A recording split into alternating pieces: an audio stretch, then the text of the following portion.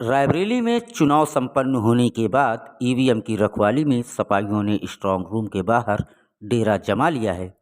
यहां शिफ्टों में सपा के लोग स्ट्रांग रूम की रखवाली कर रहे हैं। हालांकि प्रशासन का दावा है कि स्ट्रांग रूम में रखी ईवीएम मशीनें पूरी तरह सुरक्षित हैं और सीसीटीवी कैमरे की नज़र में हैं। ईवीएम मशीनों की रखवाली कर रहे सपाइयों में से एक की तबीयत खराब होने पर ऊंचाहार के सपा प्रत्याशी मनोज पांडे उसकी कुशलक्षेम जानने पहुंचे थे। उन्होंने कहा कि लखनऊ में जिस तरह स्ट्रांग रूम के बाहर सरकारी गाड़ी से हथौड़ी और रेती का वीडियो वायरल हुआ है, उससे आशंका बढ़ गई है। उन्होंने कहा कि यहाँ भी जिस तरह ऊंचाहार के प्रत्याशी दावा कर रहे हैं कि जीतेंगे, वही इससे यहाँ भी आशंका बढ़ गई है।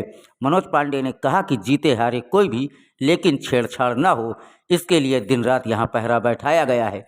आइए देखते हैं रायबरेली से राम सनेही यादव की यह खास रिपोर्ट। स्ट्रांग रूम के पास क्या है मामला, किस लिए?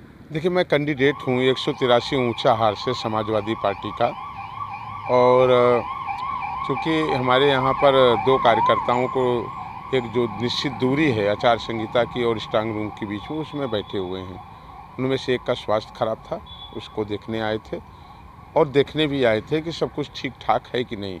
जिस तरीके से सोशल मीडिया पे लखनऊ की खबरें आई हैं कि एक अधिकारी के गाड़ी में हथौड़े, आरी और ताला को तोड़ने के यंत्र दिखाए गए हैं, मैं नहीं कह सकता हूं कि उसमें कितनी सच्चाई है, लेकिन जिस तरीके से आज चर्चाएं हो रही सोशल मीडिया में, उसमें हम लोग भी सशंकित हैं।